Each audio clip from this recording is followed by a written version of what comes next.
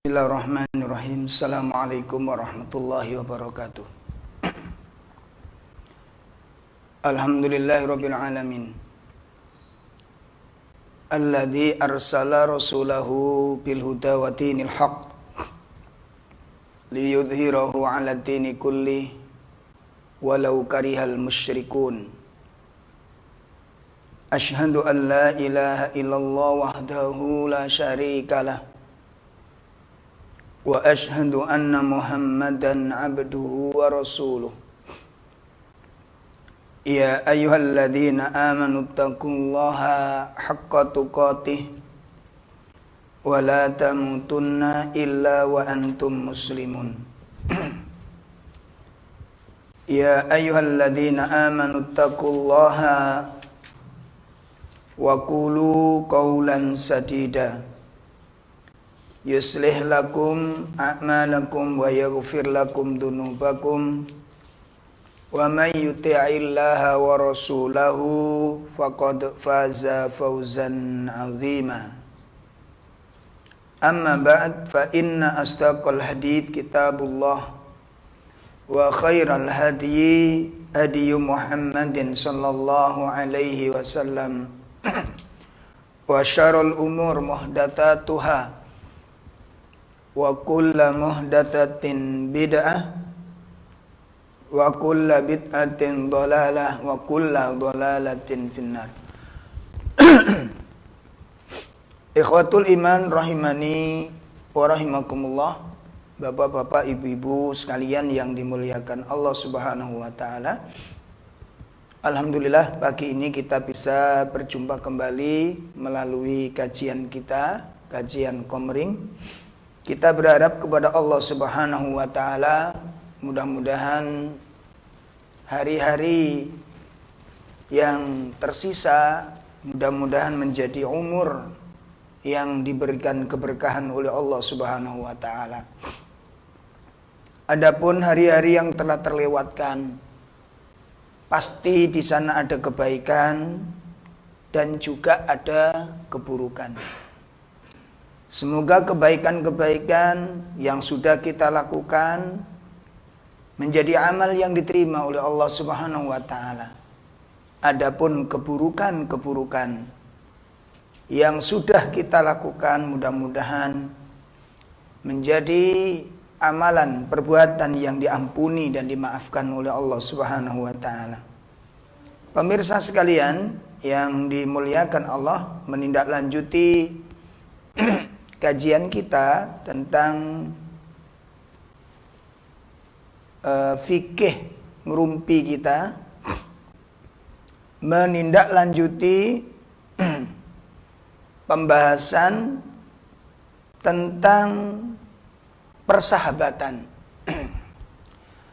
Pada pertemuan yang lalu kita sudah menjelaskan tentang dampak buruk ketika kita bersahabat dengan orang-orang yang tidak baik. Ya. Nah, dampak buruk ini ada dua. Yang pertama, dampak buruk di dunia. Dan yang kedua, dampak buruknya di akhirat.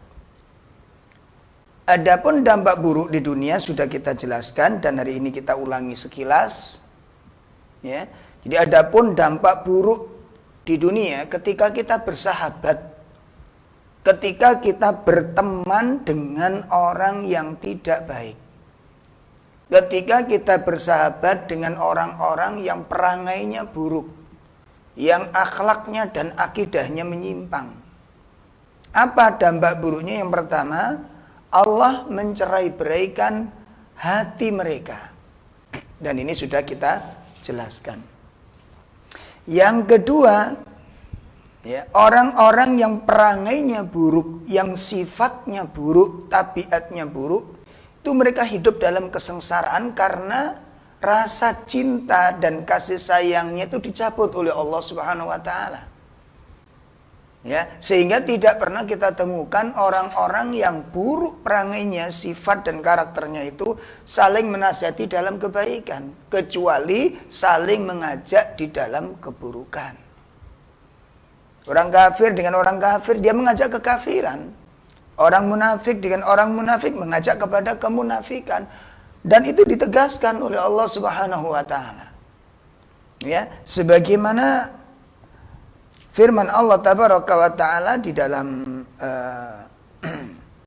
surat At-Taubah pada ayat 67, ya, Allah Tabaraka wa taala menjelaskan, a'udzubillahi minasyaitonir rajim, al-munafiquna wal munafiqat ba'duhum min ba'd ya'muruna bil munkari wa yanhauna 'anil ma'ruf wa yaqbiduna aydiyahum nasullaha fanasiyahum innal munafiqina humul fasiqun.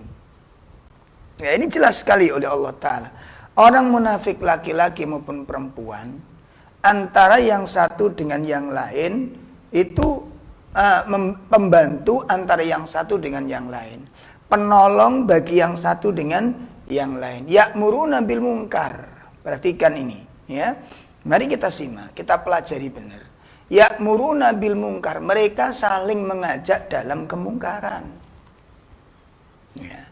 Wa yanhauna 'anil ma'ruf, dan mereka mencegah dari perbuatan-perbuatan yang baik. Nah, ini sifat orang munafik. Makanya kalau kita berkumpul bersahabat akrab dengan mereka, maka perbuatan kita nanti tidak jauh dari perbuatan mereka. Karena mereka itu mengajak yang mungkar, mencegah yang ma'ruf.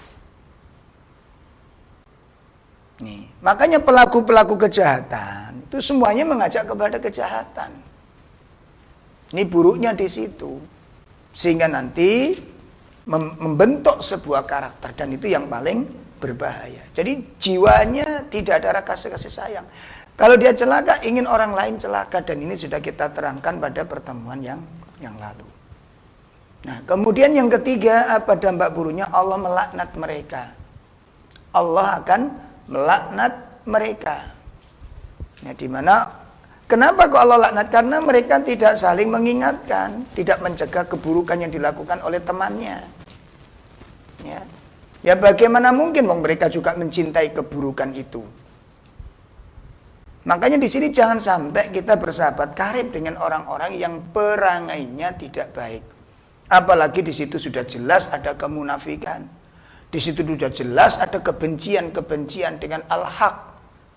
Nah, kok malah didatangi dijadikan teman karib? Ini mendaftarkan diri dalam kerusakan. Apa kita punya kekuatan untuk merubah?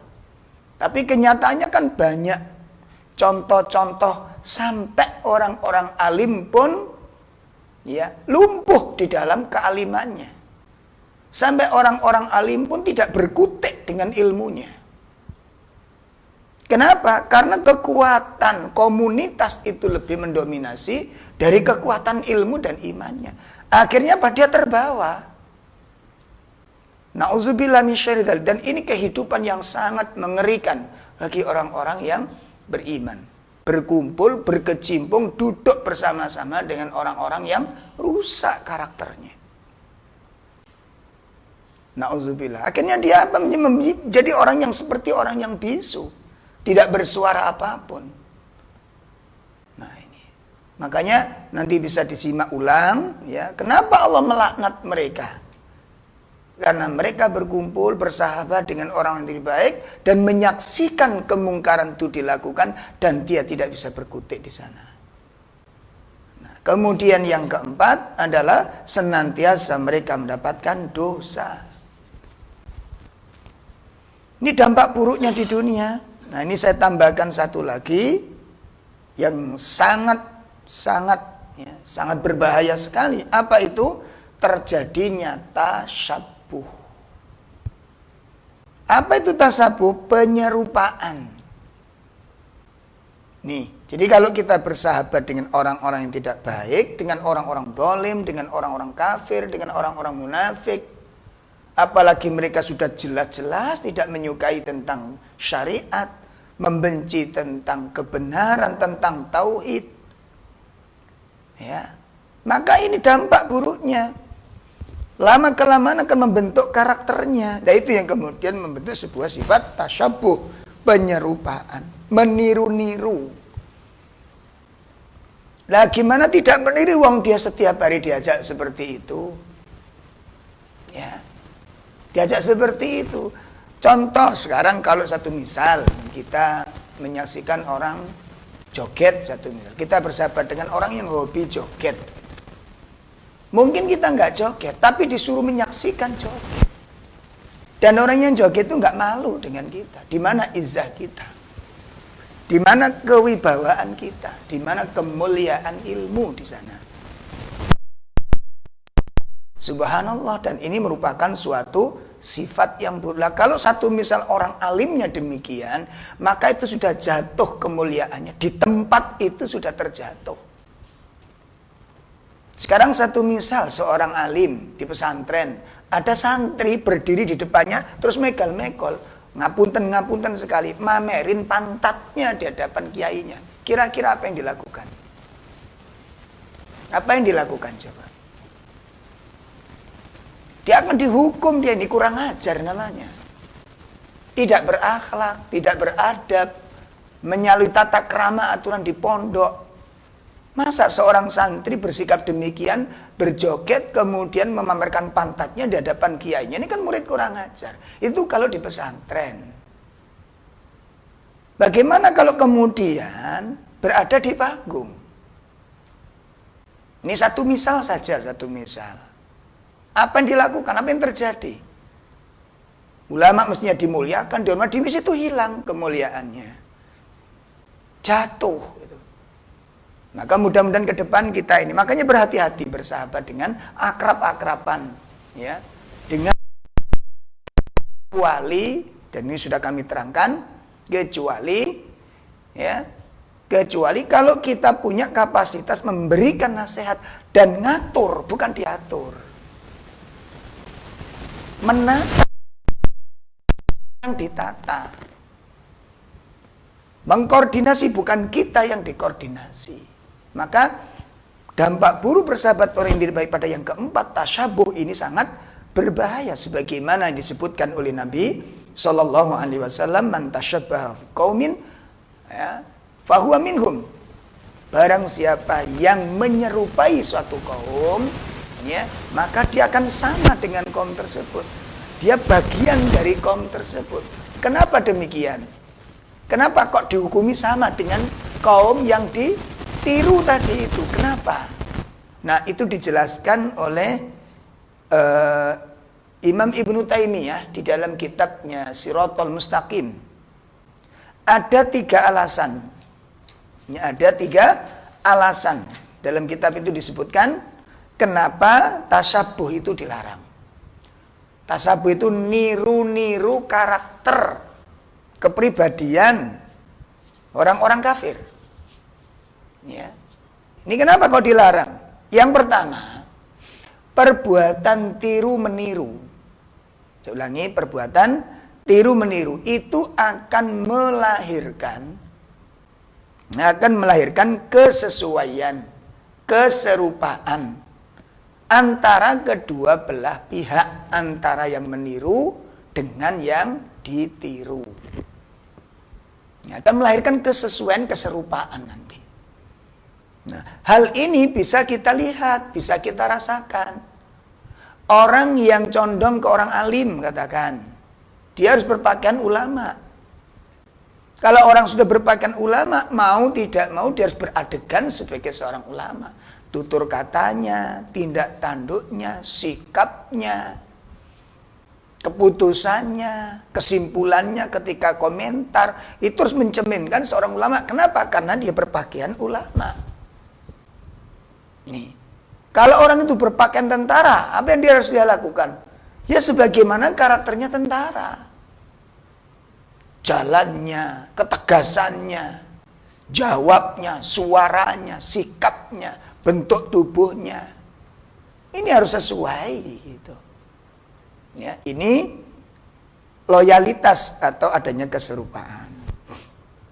Nah, dulu kalau kita lihat, maaf, ada di sebelum kita taklim dulu ya, itu ada namanya drama, dan kalau kita lihat itu ada bintang film itu yang bintang drama itu yang pinter sekali meniru gaya-gaya yang diperankan kepadanya. Jadi kalau ada satu drama kemudian dia memerankan ulama katakan, maka dia tutur katanya, kalimatnya, lembutnya, kesabarannya luar biasa, harus mencerminkan ulama. Nanti kalau dia itu diadegankan menjadi seorang banci, ya dia harus jadi banci. Lembengnya, suaranya, gemulai tubuhnya, ya itu harus menurut, dan ini bahaya gitu loh. Sehingga nanti lama kelamaan ya, apabila tidak ada pengerim yang kuat pada dirinya, tidak ada pengendali dalam dirinya, maka perasaan dan keinginan itu lama kelamaan akan menjadi watak dirinya. Coba aja dilihat nanti. Begitu juga sekarang orang-orang yang kemarin masih yang mengatakan kau yang gak usah beda-bedakan manusia, kita semua ini adalah ciptaan Tuhan, sama-sama ciptaan Tuhan, kita gak usah, ya sama ciptaan iblis itu juga ciptaan Tuhan, ular itu juga ciptaan Tuhan, lalu apa kita berakrab-akraban dengan mereka?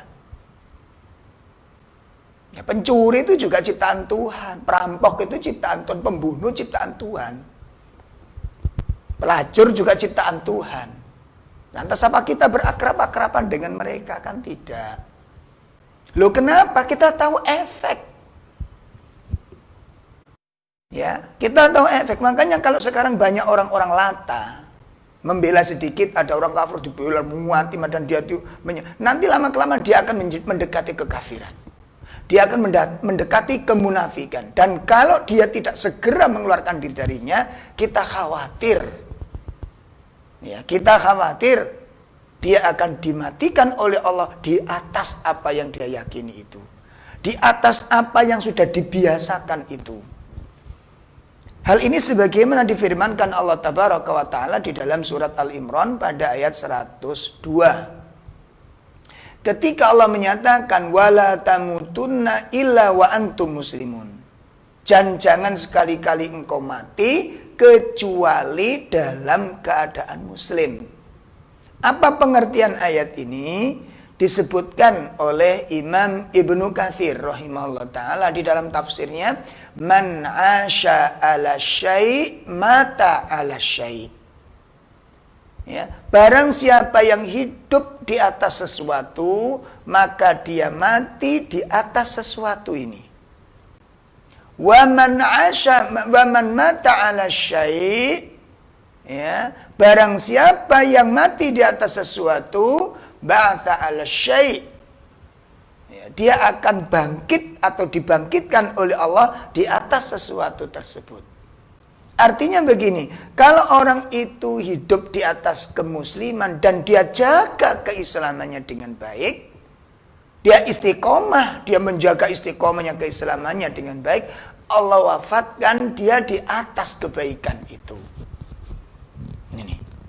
Tapi kalau orang itu sudah terbiasa, hidupnya, kebiasaannya itu dalam keburukan-keburukan, maka kematiannya tidak jauh dari kebiasaannya itu. Apa yang menjadi keyakinan dia? Nah, ini yang kita khawatirkan kepada diri kita. Itu yang pertama, dampak buruk tasyabuh. Nanti ada penyerupaan. Makanya sekarang banyak orang-orang muslim sudah nggak bisa disamakan kalimatnya, perkataannya. Dia datang ke tempat-tempat ibadahnya orang-orang kafir. Dia mengucapkan ucapan-ucapan orang kafir. Dia melakukan gerakan-gerakan orang kafir. Penyerupaan dan akan membentuk karakternya. Na'udzubillah min syarri dzalik. Ya, dan nanti pada ujungnya nanti dia akan membenci seperti yang dibenci oleh orang kafir. Bukan dia harus membenci apa yang dibenci oleh Allah Ta'ala. Dampak buruk yang kedua, tasyabuh. Kenapa tasyabuh itu dilarang?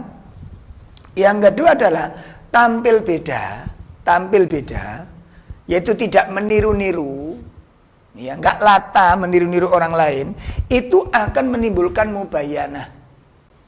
Ya, mubayanah itu ketidaksesuaian.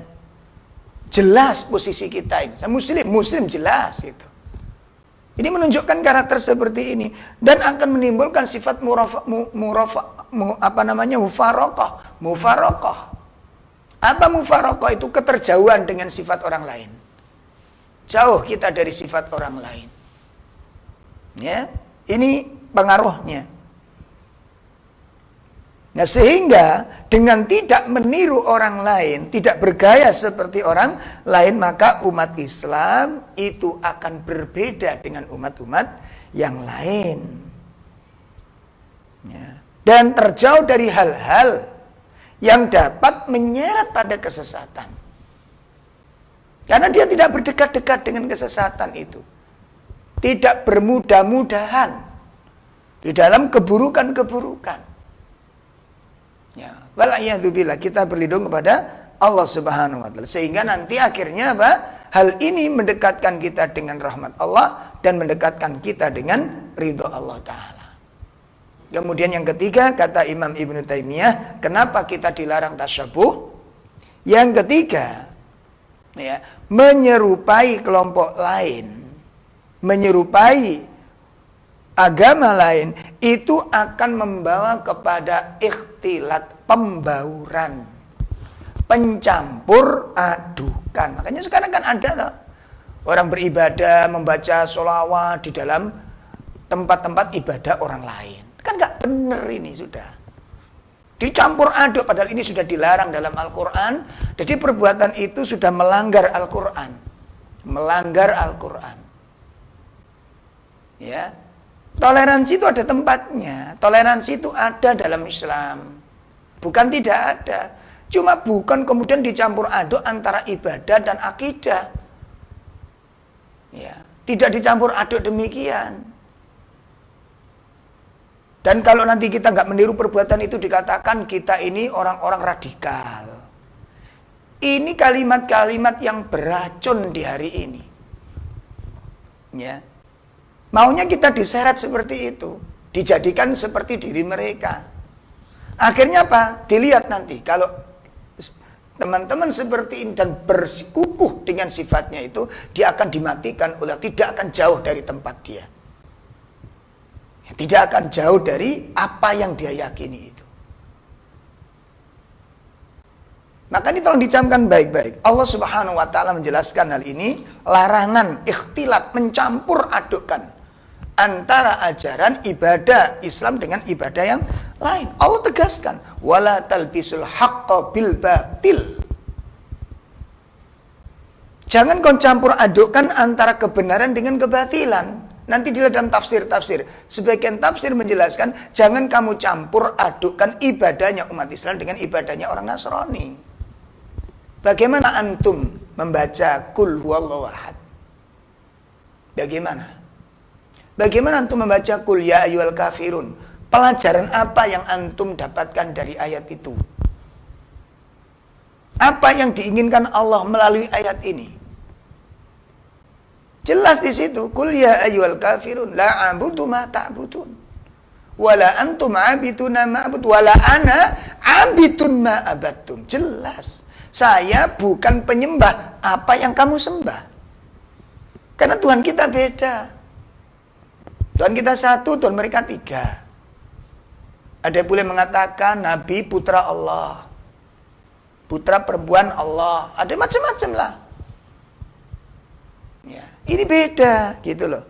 Nah, kemudian ditutup dengan ayat lakum dinukum waliyadin. Kalau memang agama mengajarkan demikian, ya silakan dilakukan, silakan. Nah, ini namanya toleransi gitu loh. Walakum lakum dinukum waliyadin, bagimu agamamu, bagiku agama. Kalau memang keyakinanmu seperti itu, ya jalankan sesuai dengan keyakinanmu. Tapi kami sudah punya keyakinan. Ini namanya toleransi. Dan kita pun tidak mengganggu mereka. Cuma kita mengingatkan dengan dasar-dasar ilmu. Nah, inilah dampak yang namanya tasabuh. Ya, mengerikan kalau sampai nanti ada pencampur bauran. Akhirnya apa? Tidak jelas kondisinya. Nggak jelas. Masya Allah, na'udzubillah min syarri. Nah, ini dampak-dampak buruk bersahabat dengan orang-orang yang tidak baik di dunia. Nah, sekarang pagi ini kita akan membahas lanjutannya, yakni dampak buruk di akhirat. Na'udzubillah min syarri. Jadi bukan cuma di dunia saja kita dapat dampak buruknya, di akhirat pun akan dipersoalkan oleh Allah. Kita ditunggu oleh Allah dengan peristiwa-peristiwa yang lebih mengerikan, yang lebih dahsyat lagi. Kalau di dunianya sudah kayak begitu ya dasarnya, bagi kami itu sudah sangat mengerikan sekali dampak buruk di dunia ini. Ini di akhirat kayak apa kira-kira? Mari kita lihat. Ya, yang pertama, persahabatan mereka di dunia yang akrab itu tadi, itu akan berubah menjadi permusuhan pada hari kiamat nanti. Ya Allah, persahabatan mereka, kasih sayang mereka, keakraban mereka, itu akan menjadi permusuhan yang besar pada hari kiamat nanti. Masya Allah. Oleh karenanya, ikhwatul iman, ya, sesungguhnya cinta yang tidak didasari karena Allah dan tidak didasari karena ketaatan kepada Allah, maka akan berubah menjadi permusuhan, menjadi kebencian pada hari kiamat nanti. Dan kasih sayang itu akan dirubah oleh Allah menjadi azab yang besar, menjadi siksaan yang sangat dahsyat bagi para pelakunya. Bagi para pelakunya. Di mana tidak mereka itu mencintai, membela orang-orang yang berbuat maksiat. Contoh, kemarin ada LGBT. Dibela mati-matian. Dia punya hak, dia juga makhluk Allah. Ada yang masuk ke WA saya, itu kan makhluk Allah. Ya, setan juga makhluk Allah. Bukan berarti saya menyamakan mereka dengan setan. Tidak. Bahasa makhluk Allah ini apa? Ini bahasanya siapa? Itu perbuatan tercela, itu perbuatan terkutuk. Dijelaskan oleh Allah dalam Al-Quran. Persoalannya, umat ini masih percaya nggak sih dengan Al-Quran ini? Kalau Al-Quran itu firman Allah dan tidak ada kesalahan di dalamnya. Kalau memang masih meyakini, selesai urusan. Perbuatan itu jelek menurut Allah, maka kita pun menghukumi perbuatan itu jelek karena Allah mengatakan jelek. Tetapi umat Islam yang liberal,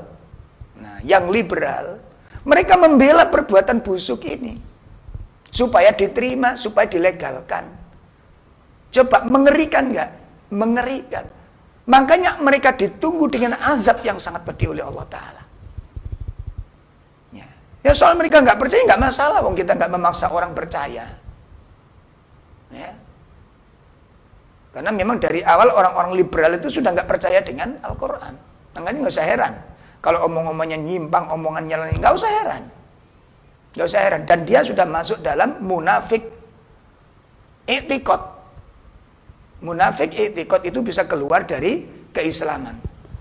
Orang-orang liberal bisa keluar dari keislamannya. Ya. Mari kita lihat firman Allah Subhanahu wa taala yang menegaskan hal yang demikian ini. Pertama kita lihat dalam surat Az-Zumar. Ya, dalam surat Az-Zumar. Allah tabaraka wa taala menjelaskan surat 39 pada ayat 31.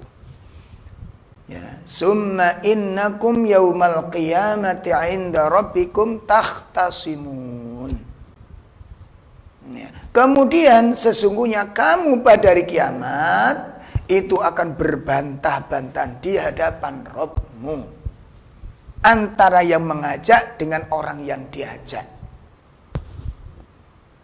Ya, sebagaimana setan dipaitu sama pengikutnya setan. Bukankah aku dulu engkau yang mengajak? Kata setan, aku kan cuma ngajak. Pemirsa sekalian yang dimuliakan Allah, maka setiap muslim akan berbantah-bantahan dengan orang kafir, pemimpin dengan rakyat, muslim dengan sesama muslim, yang lainnya, tetangganya, istrinya, suaminya, anaknya, bahkan jasad pun akan saling berbantah-bantahan dengan ruhnya. Maka tidak ada yang sudi membela seorang melainkan dirinya sendiri, yang Allah jelaskan nanti ketakwaannya, keimanannya itu yang akan menjadi pembela atas dirinya. Dan ini ditegaskan dalam firman yang kedua dalam surat Az-Zukhruf, ya, surat 43 pada ayat 67. Allah tabaraka taala menjelaskan al-akhilla yauma idzin, ya, ba'duhum li ba'din aduwwun illal muttaqin. Ya, teman-teman akrab teman-teman karib pada hari itu sebagiannya menjadi musuh kepada sebagian yang lain. Ya. Illal muttaqin, kecuali orang-orang yang bertakwa. Kenapa orang bertakwa tidak bermusuh-musuhan? Karena mengajak kepada ketakwaan. Karena mengajak kepada amal soleh. Coba kalau kita dekat dengan orang bertakwa, kita mau bohong diingatin. Jangankan yang besar, yang kecil sederhana sekali. Sederhana sekali. Ya. Apa itu? Makan dengan tangan kiri. Kita nggak mungkin dibiarin, itu nggak mungkin. Pasti diingatkan. Maaf, kalau makan dengan tangan kiri, tangan kanan. Jangan dengan tangan kiri. Ya. Coba ibu-ibu kalau ngomong teriak, keras sekali. Pasti diingatkan. Suaranya jangan lantang-lantang. Jangan keras-keras. Pasti diingatin. Ketika membicarakan sudah masuk areal ghibah, diingatkan sama yang lain. Apa ini nggak ghibah ya? Itu kalau kita berkomunitas dengan orang-orang yang bertakwa. Makanya dikecualikan, kecuali orang-orang yang bertakwa. Yang tidak bertakwa, yang tidak beriman, yang bersahabat tanpa dibangun dengan ketaatan, pasti mereka akan menjadi musuh antara yang satu dengan yang lain. Karena mereka saling mengajak dalam keburukan. Orang bohong ngajak temannya bohong. Kalau temannya nggak bohong, dipaksa untuk ikut bohong. Coba aja dilihat. Itu kalau dalam masalah-masalah yang seperti ini. Kalau nanti masalah-masalah yang besar, masalah akidah, masalah keyakinan, masalah ibadah, Na'udzubillah min syarri dzalik. Na'udzubillah min syarri dzalik. Makanya tolong pastikan teman Anda itu teman yang baik. Terbentuk nanti di sini nih. Makanya ada sebagian ibu-ibu itu ya, atau sebagian bapak-bapak itu punya grup khusus aghnia. Nah, jadi punya grup orang-orang terpandang, orang-orang yang glamor. Orang seperti ini sulit membentuk karakternya jadi baik. Kenapa? Karena dilihat itu adalah kemegahan-kemegahan. Anda lihat, kalau ini bukan kemudian dilarang mutlak, tidak. Cuma masalahnya ada bahaya di dalamnya ini. Apa? Keglamoran yang dilihat.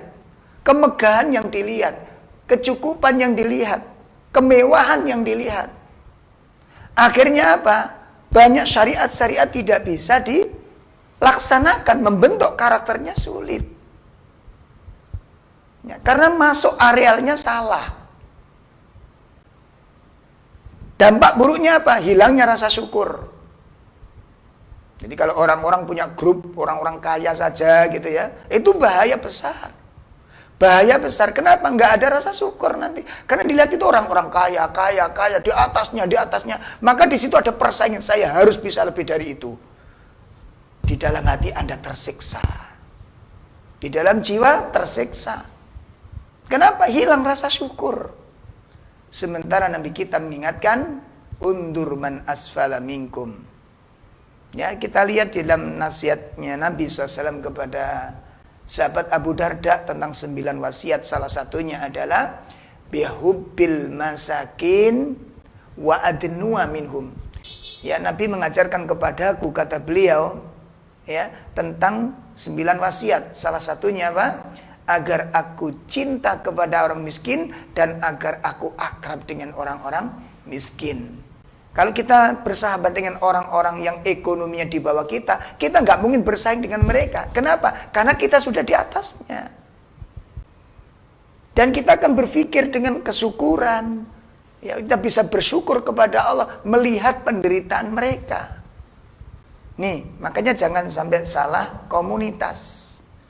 Jangan sampai salah komunitas. Ini yang pertama, ya. Jadi persahabatan, pertemanan, cinta kasih berubah menjadi permusuhan pada hari kiamat nanti. Kemudian dampak buruk yang kedua, ya, bersahabat dengan orang-orang yang tidak baik. Yang kedua, ya, Mereka dengan sahabat-sahabat karibnya itu akan dikumpulkan oleh Allah Subhanahu wa taala dalam siksa dan murka Allah taala. Na'udzubillah min syarri dzalik. Na'udzubillah min syarri dzalik.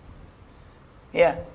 Ini orang-orang yang bersahabat di atas kedurhakaan, yang bersahabat di atas kemaksiatan.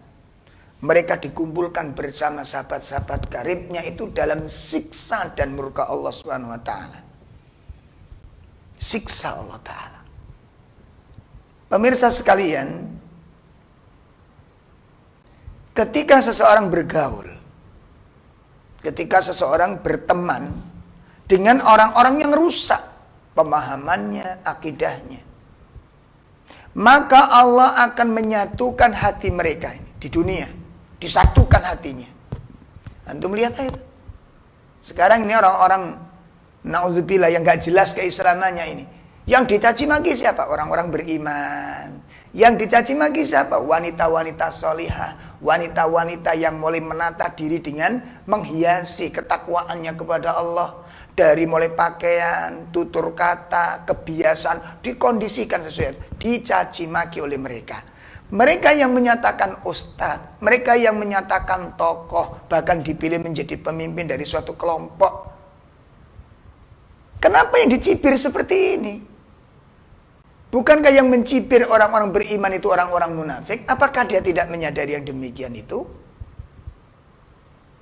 Dan lihat rekodnya berikutnya, lihat apa yang ditemukan, yang kita saksikan, ya. Kehidupannya mencaci maki kebenaran. Bahkan bukan cuma umat Islam, nabinya pun dihina. Nabi dihina. Al-Quran diragukan. Kenapa? Karena sudah dia membiasakan diri seperti itu. Jadi hatinya akan disatukan oleh Allah dengan mereka. Ya, di dunia ini. Dalam kemaksiatan. Nah kemudian nanti di akhirat pun disatukan oleh Allah kepada mereka dengan mereka dalam siksaan yang sangat dahsyat. Ya, sekarang boleh dia bergembira ria, menghina-hina, ya, bersenang-senang, mencibir, meremehkan, mentertawakan orang beriman. Silahkan. Sampai kapan sih bertahannya? Sampai kapan bertahannya? Maka Allah Subhanahu wa taala tegur hal ini. Ya, kita ingat satu peristiwa turunnya surat An-Nisa ayat 97. Turunnya ayat ini. Allah Subhanahu wa taala jelaskan, a'udzubillahi minasyaitonir rajim. Innalladzina tawaffahumul malaikatu zalimi anfusihim qalu fima kuntum kunna mustad'afina fil ardh قالوا ألم تكن أرض الله واسعة فتهاجروا فيها فأولئك مأواهم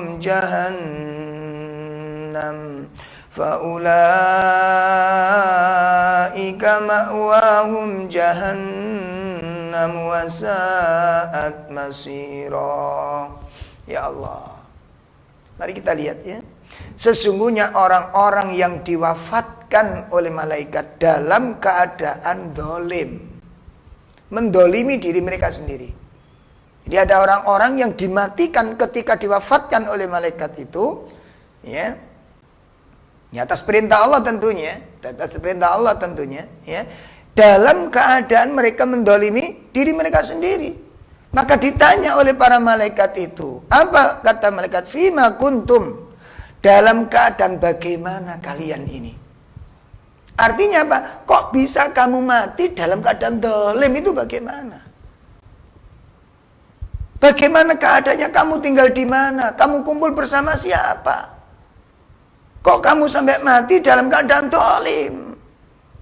Kenapa kok malaikat bertanya demikian? Ini mengerikan setelahnya nanti. Orang mati dalam keadaan dolim.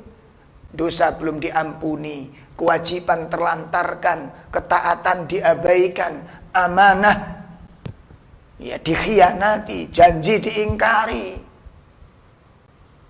ya wasiat-wasiat Allah diabaikan, panggilan Allah tidak didengarkan dan tidak dipenuhi, mati dalam keadaan seperti ini. Na'udzubillah. Lalu mereka menjawab, apa jawab mereka? Kunna nustad'afina fil ardh. Kami ini hidup, ya, kami ini berada menjadi orang-orang yang tertindas di negeri Mekah ini. Ya. Kami ini adalah orang-orang yang tertindas di negeri Mekah ini. Kemudian para malaikat itu menjawab, coba lihat, kalau kita mungkin di dunia kita beralasan begitu, saya nggak bisa Pak, saya repot, saya nggak bisa Pak, saya sungkan, saya nggak bisa Pak, saya malu. Mungkin bisa alasan-alasan itu dengan teman kita. Pak, kok sampean lakukan itu gimana? Ya gimana lagi Pak? Wong semua tetangga saya begitu, wong teman saya begitu, saya dipaksa orang tua saya dipaksa oleh suami saya dipaksa teman-teman saya. Mungkin alasan ini diterima oleh teman kita, tapi ketika berhadapan oleh malaikat, kita lihat apakah diterima alasan itu. Ini renungkan matang-matang. Kan banyak sekarang orang ini melakukan kesalahan-kesalahan karena teman, karena lingkungan, karena sungkan, karena nggak enak hati, karena takut menyinggung, karena takut, akhirnya kita lakukan yang nggak benar itu. Ketika kita ceritakan ke teman kita, mungkin diterima alasan itu. Kenapa? Karena kita sesama manusia, nggak punya hak untuk menghukum. Tapi begitu nanti malaikat yang bertanya, Allah yang bertanya, apakah berguna alasan itu? Mari kita simak. Begitu orang-orang yang tertindas karena mati dalam keadaan dolim, alasannya apa? Kami tertindas, kami nggak bisa mengelak, kami terpaksa melakukan hal yang nggak benar ini. Akhirnya malaikat bilang apa? Alam takun ardullahi wasi'ah. Bukankah bumi Allah itu luas? Fatuhajiru fiha, sehingga kamu bisa hijrah dari tempat tersebut. Apa bumi Allah itu sempit? Kok kamu bertahan di situ? Sehingga kamu melakukan hal-hal dipaksa di tempat itu. Nih, Masya Allah. Faulaika ma'wahum jahannam wasa'at masira. Makanya pemirsa sekalian, ayat ini diturunkan itu berkenaan dengan sebagian orang Mekah yang masuk agama Islam secara sembunyi-sembunyi. Masuk Islam secara sembunyi-sembunyi, menyembunyikan keislamannya. Ya, maka tatkala Allah merintahkan Rasul, ketika Allah merintahkan Rasulullah SAW dan orang-orang mukmin untuk hijrah dengan para sahabat pada waktu itu, maka Nabi dan orang-orang mukmin pun hijrah ke Madinah. Hijrah ke Madinah. Nah, sebagian orang-orang Mekah yang tadi masuk Islam sembunyi-sembunyi itu, dan mereka menyembunyikan keislamannya, tidak mau ikut hijrah. Kenapa? Takut keislamannya diketahui. Dan banyak lagi alasan-alasan. Intinya mereka nggak ikut hijrah, berdiam diri di kota Mekah. Ya, jadi mereka lebih memilih tinggal di Mekah, bergabung dengan orang-orang kafir ini, hidup bersama mereka, di tengah-tengah mereka. Nah, pada saatnya nanti, kita lihat ini nanti, tatkala meletus perang Badar. Nah, ini nanti akan bahayanya di sini. Ketika meletus perang Badar, mereka dipaksa oleh orang-orang kafir untuk ikut perang melawan Nabi dan orang-orang mukmin. Padahal mereka sendiri sudah masuk Islam. Di sini berkecamuk di hati mereka. Jadi orang-orang Islam waktu perang Badar itu ada musuh umat Islam dari orang Mekah, orang Quraisy itu yang sudah masuk Islam. Cuma karena tidak menampakkan keislamannya, sehingga orang-orang pun masih mengetahui dia orang kafir. Maka dia dipaksa untuk ikut gabung berperang melawan Nabi dan para sahabatnya. Sehingga mereka ada sebagian yang dibunuh oleh orang-orang Muslim. Karena mereka tidak tahu bahwa dia Muslim. Karena dia perang membela musuh-musuh Allah. Ya, perang di pihaknya musuh. Dia berada di pihaknya musuh, membawa benderanya musuh. Maka ini peringatan bagi orang-orang munafik hari ini. Dia akan diberikan kepercayaan memegang bendera kekafiran itu, bendera kemusyrikan itu. Itu yang akan mereka bela nanti pada ujungnya nanti. Lihat kalau tidak percaya nanti. Itu di dunia. Makanya ketika dia terbunuh di perang itu dan dia meninggal dunia, maka dia mati dalam keadaan zalim. Masalahnya luar biasa. Masalahnya luar biasa. Maka dia akan dikumpulkan oleh Allah bersama dengan mereka. Dikumpulkan oleh Allah bersama mereka. Makanya orang-orang nifak, orang-orang yang mengaku Islam tapi membenci Islam, memusuhi Islam, membela kekafiran, membela kemaksiatan, dan dia membenci ketaatan kepada Allah Subhanahu wa taala. Allah berikan hadiah istimewa bagi mereka. Innal munafiqina fi darkil asfali minan nar. Orang-orang kafir itu nanti berada di dalam keraknya api neraka. Lebih mengerikan dengan orang-orang kafir. Dan nanti disatukan, dijadikan satu tempatnya dengan orang-orang kafir di dalam jahannam. Kenapa kok dijadikan satu? Karena pada hakikatnya mereka telah kafir dan keluar dari keislaman. Walaupun mereka sholat, walaupun mereka berpuasa, tapi hati mereka tidak sholat, hati mereka membenci puasa. Ya, na'udzubillah min syarri dzalik. Na'udzubillah min syarri dzalik. Ini balasan yang kedua. Dampak buruk yang ketiga. Mereka akan mengalami penyesalan yang sangat panjang yang tidak ada batasnya. Penyesalan selama-lamanya. Penyesalan yang tidak ada ujungnya. Penyesalan yang tidak ada tepinya. Makanya nanti ada hadis, ya dijelaskan di sana bahwa penghuni-penghuni neraka itu setiap saat menangis. Kalau dulu masa kecil kita dulu itu diceritani oleh guru-guru TPQ kita itu, nanti orang-orang ahli neraka itu air matanya nanti keluar dari berupa darah. Kita kan bayangin ya enggak, oh mungkin dari dalam ini sudah air matanya. Ternyata bukan di situ. Coba sekarang kalau ada ibu-ibu hatinya sangat sedih, mungkin ditinggal mati suaminya atau ditinggal pergi suaminya, pokoknya intinya sedih. Pokoknya sedih. Lalu dia menangis setiap saat. Setiap saat. Ini lama-lama terluka mata ini. Ya. Terluka mata ini. Seperti hidung itu kalau tiap saat mengeluarkan air ingusan itu kan kita usap terus terluka hidung ini. Maka mata demikian. Itu di dunianya sampai kita terluka. Bagaimana menangisnya di akhirat? Yang tidak ada yang menghibur, nggak ada yang menasihati, nggak ada yang meringankan, yang nggak ada yang kasih motivasi. Dia akan mengalami sendirian. Sendirian dia. Dalam kesedihannya, dalam penderitaannya ini. Dan dia menangis.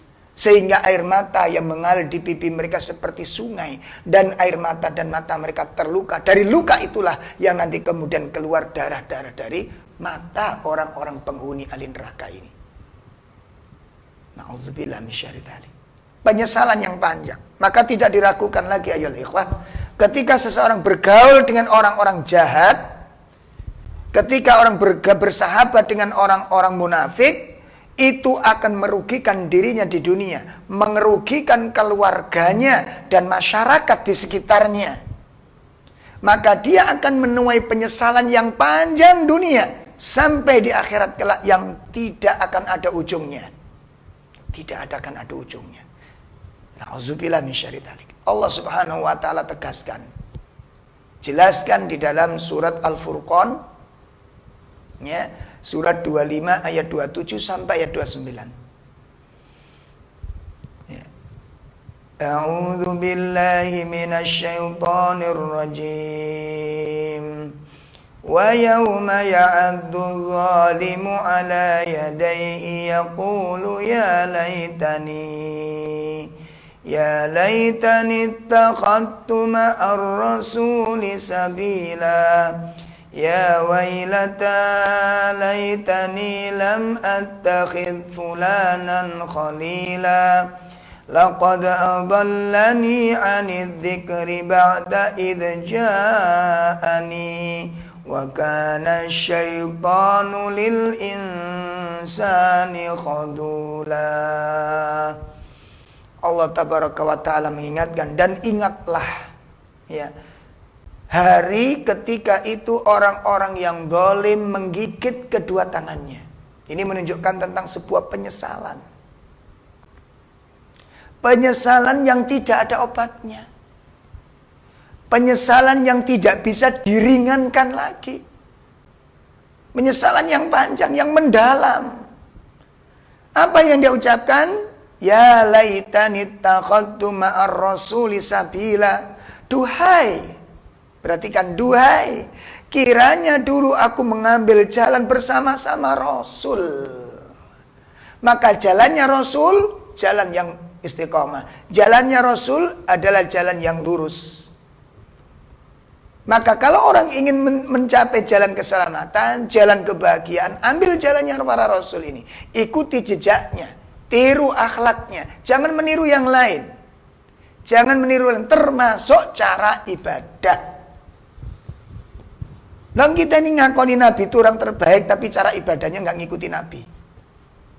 Ya, menyelisih Nabi. Sudah sama dengan Nabi, kita nyamakan sesuai dengan petunjuk yang dibawa oleh para ulama, bukan karangan ulama. Ya. Jadi kalau kita sudah mengetahui cara Nabi sesuai dengan dalil, sesuai dengan ilmu, tidak usah ditambah, tidak usah dikurangi. Perhatikan ini. Tidak usah ditambah, tidak usah dikurangi. Kenapa? Karena cara dari Nabi itu cara terbaik. Kalau antum tambah berarti kurang baik cara dari Nabi. Kalau antum kurangi, ya berarti kelebihan ajaran Nabi ini. Nggak sesuai dengan porsi kita. Sekarang kan banyak orang nambahi, ngurangi seenaknya sendiri. Dengan alasan apa? Ini kan baik. Nah terus dari Nabi bagaimana? Cara dari Nabi ini terbaik apa enggak? Sudah ikuti itu. Karena jalan Nabi, jalannya para Rasul itu jalan yang lurus. Coba dibuka surat Yasin. Yasin wal Qur'anil Hakim. Innaka laminal mursalin ala siratim mustaqim. Di dalam surat Yasin disebutkan pada ayat 3 dan ayat 4. Innaka laminal mursalin. Sesungguhnya engkau Muhammad benar-benar dari para Rasul. Dari kalangan para Rasul. Muhammad itu seorang Rasul. Dari para Rasul-Rasul yang sudah diutus oleh Allah. Ya. Ala sirati mustaqim, yang berada di atas jalan yang lurus. Yakin jalannya Nabi lurus, ikuti. Jangan ikuti yang lain sudah. Makanya penyesalannya tadi, orang-orang yang sekarang mengkritik, mencemooh, biarkan saja. Biarkan saja. Kita jelaskan sebagaimana semestinya, setelah itu selesai kita. Dan tidak usah sumpah dengan itu, karena dia akan menghina dirinya sendiri. Ya. Dia akan menjerumuskan dirinya. Penyesalan sudah menantinya. Ya. Dia ditunggu oleh penyesalannya itu. Biarkan saja dia. Ya. Dia akan menyiksa dirinya sendiri dengan sikap-sikap yang demikian. Mari kita lihat. Ketika mereka mengatakan, ya laitani takhadtu ma'ar rasuli sabila. Duhai, kiranya dulu waktu di dunia, aku mengambil jalan bersama-sama dengan Rasul. Kemudian, ya laitani lam attakhid fulanan khalila. Kecelakaan besarlah bagiku, katanya. Ya, kecelakaan besarlah bagiku. Kiranya aku dulu tidak menjadikan si fulan itu sebagai teman karibku. Nah, yang sekarang dielulukan, yang sekarang dibela, yang sekarang dibantu, yang sekarang ditolong, ternyata itu akan menjadi malapetaka bagi dirinya. Kenapa? Karena dia menolong kemunafikan, dia menolong orang-orang kafir, dia menolong orang-orang yang memusuhi Allah Subhanahu wa taala. Ya. Kemudian setelah itu apa? Ternyata teman akrab yang dikatakan baik itu laqad adallani anidzikr. Masya Allah. Sesungguhnya dia telah menyesatkan aku dari Al-Quran. Ketika Quran itu telah datang kepadaku, dan adalah setan itu tidak mau menolong manusia. Masya Allah. Ini pemirsa sekalian, penyesalan-penyesalan yang panjang akan dialami orang-orang yang membangun persahabatannya di atas kelalaian, di atas kemaksiatan. Kemudian yang keempat, Orang-orang yang dijadikan teman, ya, yang mengambil dia sebagai teman akrabnya, bahkan sebagai pengikutnya, itu akan berlepas diri darinya. Itu baru lebih mengerikan lagi. Baru lebih mengerikan lagi nanti. Ketika orang yang diikuti, yang diyakini dalam itu yang benar, ternyata menyimpang daripada Rasul. Kalau Rasul kan nggak berkhianat. Kalau Rasul kan nggak mungkin menipu. Jelas Nabi itu jujur, Nabi itu terbaik, dan itu pilihan Allah. Ya, itu pilihan Allah. Kenapa saya katakan demikian? Sekarang banyak tokoh-tokoh yang ingin jejaknya itu diikuti oleh orang-orang dari pengikutnya ini. Mendoktrin jamaahnya supaya mengikuti jejaknya, mendoktrin jamaahnya supaya mengikuti pemahamannya. Kalau pemahamannya sesuai dengan kitab Allah, sesuai dengan sunnah Nabi, ayo kita ikuti. Tapi kalau tidak, jangan malu-malu mengatakan tidak. Kenapa? Karena dia akan berlepas diri dari kita. Bohong kalau ada seorang guru, ya, atau seorang ustadz mengatakan aku yang menjamin nanti. Ini kebohongan dan ini kesombongan. Gak ada orang-orang alim yang benar-benar alim kemudian mengakui dirinya selamat di hadapan Allah, kecuali berharap kepada Allah. Ya, sudah menjustis dirinya itu orang-orang selamat, menjustis dirinya orang-orang yang dijamin surga. Gak ada ceritanya. Para sahabat, para tabi'in, para imam-imam kaum muslimin, kurang apa ilmu mereka, kurang dalam apa ketakwaannya. Tapi nggak ada yang mengatakan saya ahli surga, nggak ada. Yang ada itu khawatir, yang ada itu takut. La haula wala quwata illa billah. Makanya berhati-hatilah di zaman fitnah ini. Mereka akan berlepas diri dari kita, yang kita ikuti berlepas diri dari kita. Kalau ternyata jalan yang ditempuh itu salah. Gimana kita akan mengulang sementara waktu untuk mengulang sudah tidak ada, pemirsa. Inilah penyesalan yang luar biasa. Saya ingin mengulangi, gak ada waktu. Saya sudah bertobat, sudah telat. Mau ngomong apa kita? Kecuali satu, apa itu? Nangis dengan penuh penyesalan. Nangis dengan penuh penyesalan. Makanya pastikan waktu kita ini tidak banyak. Dan waktu kita sangat terbatas ini. Pastikan jalan yang kita tempuh itu sesuai dengan petunjuk Allah dan Rasul. Jangan menyelisihinya. Kalau menyelisihi, Nabi berlepas diri. Nabi berlepas diri. Masya Allah. Mari kita simak. Jadi kalau nanti ada guru, ada apa sajalah, ya, yang mengatakan saya bertanggung jawab di akhirat, ikuti saya, ya, nggak usah ngurus yang sana sini. Coba kita simak di dalam surat Al-Baqarah. Di dalam surat Al-Baqarah pada ayat 166 dan 167. Ya, 166 dan 167. Di situ Allah sebutkan satu peristiwa di hari kiamat nanti. Ya. Allah tabaraka wa taala menyatakan A'udzu billahi minasy syaithanir rajim. اتبرأ الذين اتبعوا من الذين اتبعوا ورأوا العذاب وتقطعت بهم الأسباب وقال الذين اتبعوا لو أن لنا كرة فنتبرأ منهم كما تبرؤوا منا كذلك يريهم الله أعمالهم حسرات عليهم وما هم بخارجين من النار. Yaitu ketika orang-orang yang diikuti berlepas diri dan berlepas tangan darinya, ya, dari orang-orang yang mengikuti, dan mereka melihat azab Allah Subhanahu wa taala, dan ketika segala hubungan antara mereka terputus, antara guru dengan murid terputus. Ya Allah, antara teman dengan teman terputus, sudah nggak ada hubungan sekarang. Yang ada hisab, yang ada perhitungan, yang ada pembalasan dari amal kita ini. Bagaimana kita memilih seseorang yang tidak ada jaminan di dalamnya? Tidak ada jaminan.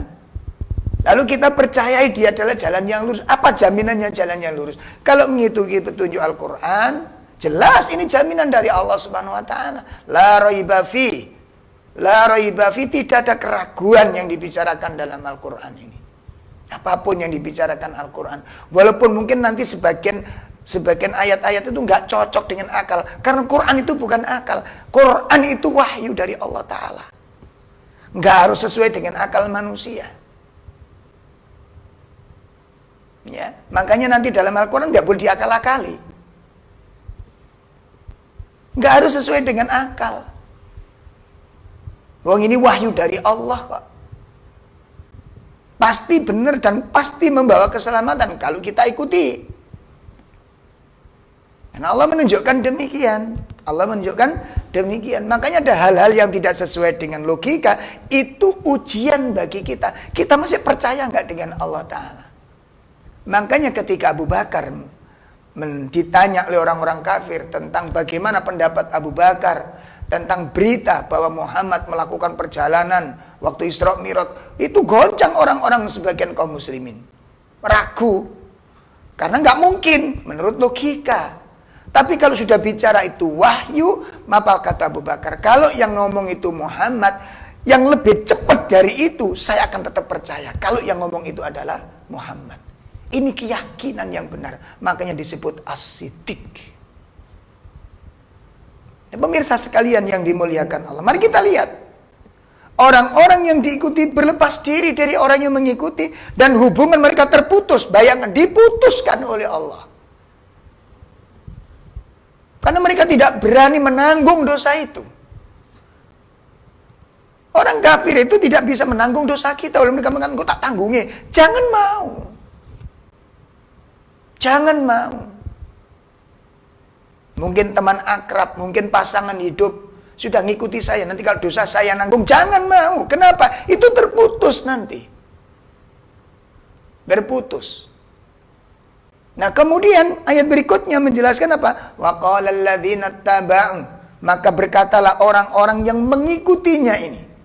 Apa kata mereka? Lau anna lana karratan fanatabarra'a minhum. Kalau sekiranya nanti kami diberi kesempatan kembali ke dunia, balik lagi ke dunia, kalau seandainya kami diberikan kesempatan, dan itu tidak mungkin diberi. Apa kata mereka? Kami akan berlepas diri darimu. Kami nggak akan mengambil kamu menjadi pemimpin.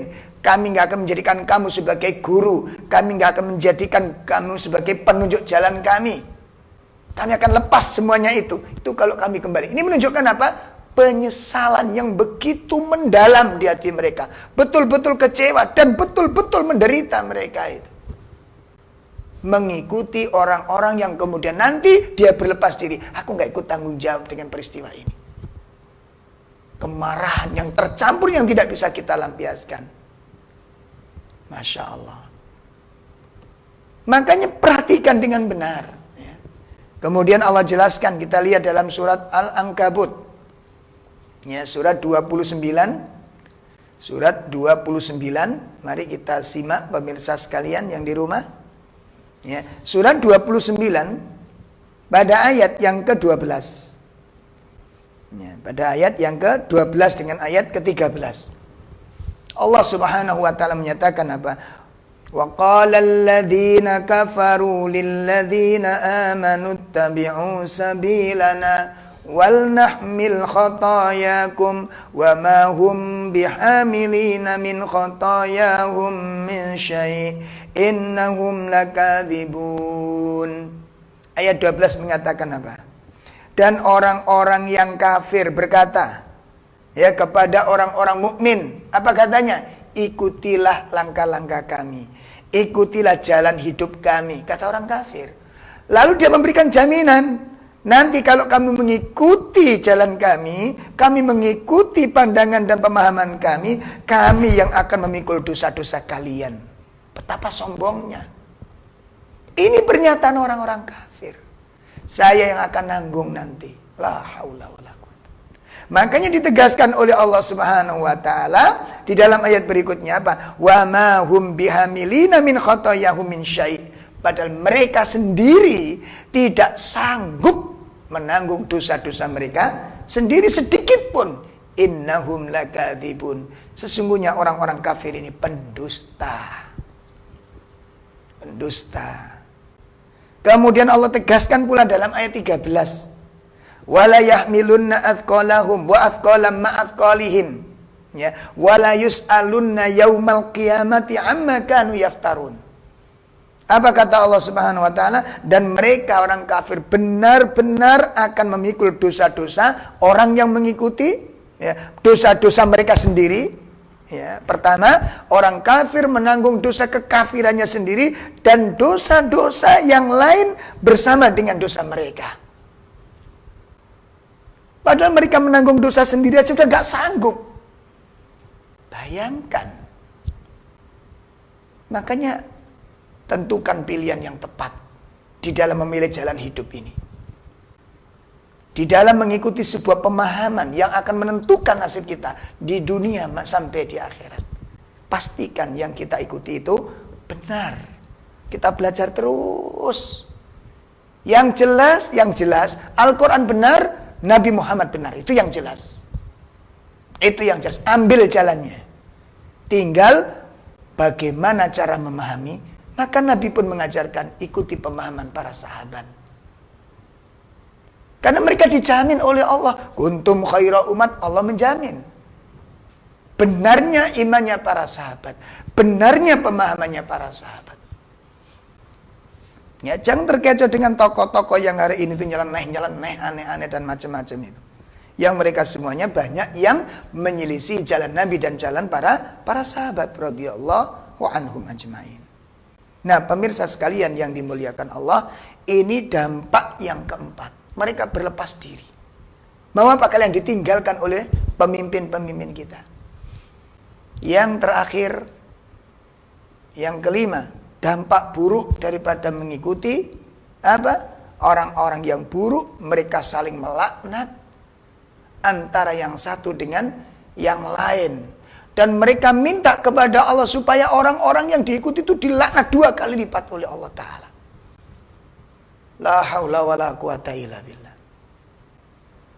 Ya, dan tidak mungkin kalau kita mengikuti Rasul, kita mendoakan Rasul dilaknat. Tidak mungkin, karena Allah tidak mungkin melaknat Rasul. Ya, tidak mungkin, karena Rasul pun tidak ngarang-ngarang dalam agama.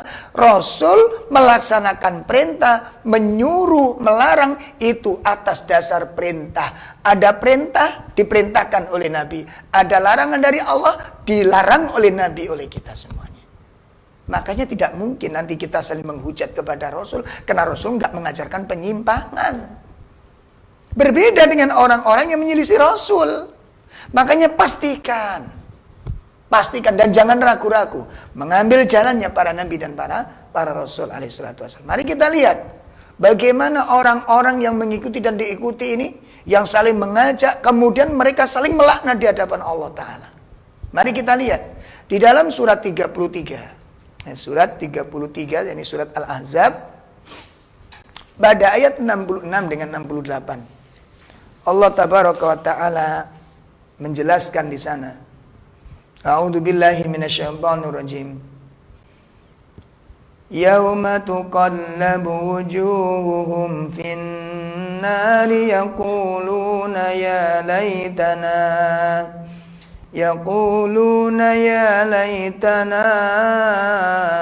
ata'na Allah wa ata'na ar-rasul wa qalu rabbana inna ata'na sadatana wa kubara'ana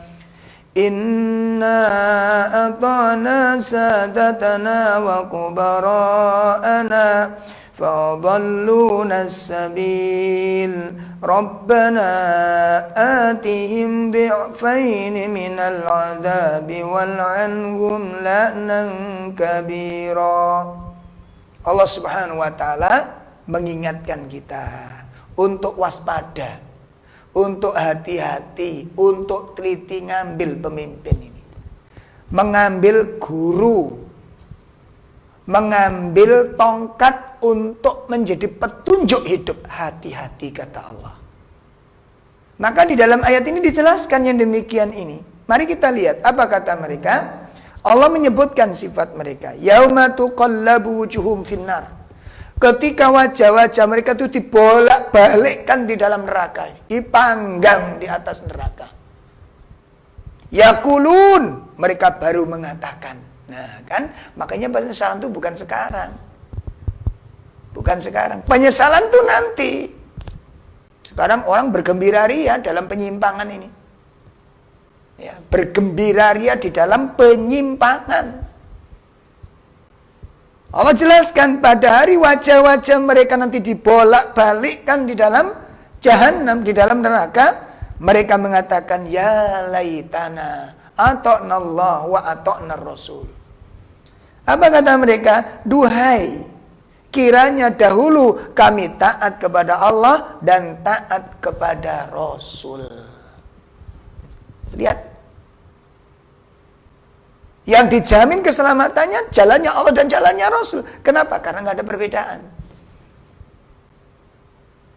Kemudian mereka mengatakan apa? Dan mereka berkata, Rabbana, wahai Rabb kami, inna ata'na sadatana wa kubara'ana. Wahai Tuhan kami, wahai Rabb kami, sesungguhnya kami dulu telah mentaati para pemimpin-pemimpin kami. Kami telah mengikuti pembesar-pembesar kami, baik itu kepemimpinan umarok maupun ulama. Kami telah mengikuti ulama kami, mengikuti umarok kami. Ya. Ternyata yang kami ikuti pemimpin dan pembesar kami ini apa? Fa'adalluna sabil. Mereka menyesatkan dari jalan yang lurus ini. Jalan mereka menyimpang, jalan mereka tersesat. Dan kami pun ikut tersesat. Oleh karena itu, Rabbana, wahai Rabb kami, atim di'faini minal azab. Berikan mereka azab itu 2 kali lipat dari azab kami. Coba bayangkan. Yang dulu kita puja di dunia, yang dulu kita bela di dunia, bahkan kita berjuang dengannya, atau membela kemuliaan, bahkan kita berkorban untuknya. Ternyata apa? Kita saling melaknat di sisi Allah Ta'ala. Ketika orang yang kita jadikan pemimpin itu justru mengajak kita menyimpang dari jalan Allah. Orang yang kita jadikan guru ternyata menyelisih ajaran Nabi SAW. Tinggalkan siapapun dia. Karena dia akan membawa kecelakaan bagi Anda. Ya. Dan tidak udah Anda kata sungkan. Bahwa mereka menyelisih Nabi aja nggak sungkan. Kok kita menyelisih mereka sungkan? Ya, ini ada ketegasan di dalam ajaran Allah ini. Untuk lihat ayat-ayat ini. Ini kan berkaitan dengan pengikut, dengan orang yang mengajak. Ya, wal anhum, dan laknatlah mereka, laknan kabira, dengan laknat yang sangat besar. Kutuklah mereka sebesar-besarnya pengkutukan. Itu doa orang-orang yang pengikut-pengikut terhadap guru-guru, terhadap orang-orang yang diikutinya. Dan tidak mungkin ini umat kepada Nabi. Nggak mungkin. Kenapa? Jalan Nabi nggak mungkin menyengsarakan umat. Petunjuk Nabi nggak mungkin mencelakakan umat. Karena Nabi pilihan Allah.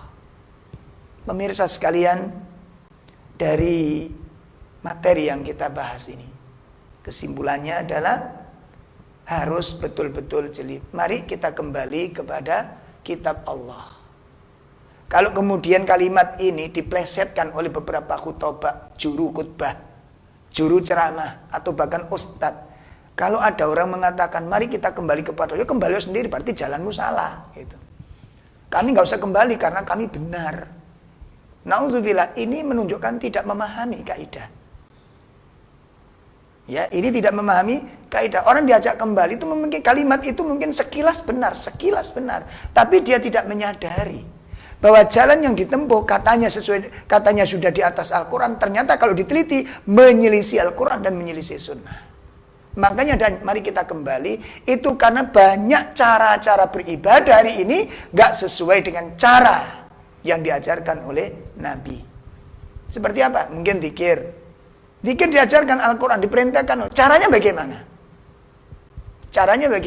Lah, salah satu tugas Nabi diutus itu adalah mengajarkan kaifiyatul ibadah, bagaimana cara beribadah.